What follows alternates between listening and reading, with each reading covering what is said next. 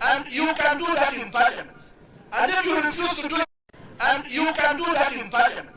And if you refuse to do it in parliament, the people of Kenya will do it for you. The people of Kenya are sovereign. The sovereignty belongs to the people of Kenya. But they have delegated to us as leaders. It is incumbent on us as leaders to listen to the cries of the people of Kenya. Why do you want to concentrate money in Nairobi to do what? Kufanya nini? Mimi pia nitaongea juu ya referendum. Na sisi tunakubali kupitia sheria ya kwamba lazima pesa ziwe mashinani. Na Wakenya walisema pesa mashinani 2010 wakati walipiga kura ya maoni kwa katiba, wakasema tunataka serikali ya ugatuzi. So wewe ukipiga domo ya kusema pesa mashinani, Wakenya walisema 2010 wakachagua serikali ya ugatuzi. So wewe usitueleze pesa mashinani sasa. Lakini lazima swali nyeti tujiulize tukiwa Wakenya. Wewe unataka pesa mashinani, sawa sawa. Lakini wewe governor hutaki kuwajibika, uende uulize maswali. Kwa nini hutaki? Wewe Mheshimiwa Isaac Ruto katika Senate, bunge la Senate, una maswali kujibu 184 million.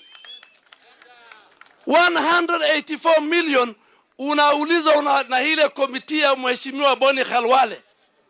Wewe, Mheshimiwa Kabogo, Mheshimiwa Jagra Nguma na Mheshimiwa wa Murang'a. Lazima pesa ya hawa wa Kenya ambayo nyinyi mulipewa lazima muwajibike. Na huwezi, you can run around the country. You can call for referendum, but one day you will appear before the Senate. Isaac Ruto, you must appear before the Senate and ask for accountability. Wewe unauliza pesa ya hawa mama, unauliza pesa ya mashinani, alafu wewe unaulizwa pesa ya hospitali imeenda wapi? Unaulizwa pesa ya barabara iko wapi? Unaulizwa pesa ya shule iko wapi? Wewe unatuambia pesa mashinani. Sisi tukiwa bunge la taifa, Mheshimiwa Deputy President, waziri wetu Professor Judy Wahungu na Permanent Secretary wawili kila siku wanafika bungeni na wanaulizwa maswali kuhusu mapesa ya Wakenya.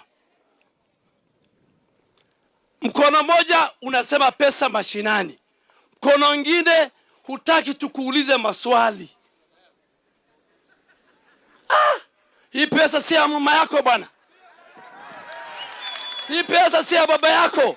Hii pesa ni ya Wakenya. Na lazima watu waulizwe. Lazima watu waulizwe. Wewe relax, tumeongea tutaongea. Ya pili, tukiuliza maswali hawataka kujibu. Mimi nitatoboa leo. Mheshimiwa Kabogo umeulizwa maswali 200 million. Mheshimiwa Jagra Nguma umeulizwa maswali ya 300 million. Mheshimiwa Governor wa Murang'a umeulizwa pesa.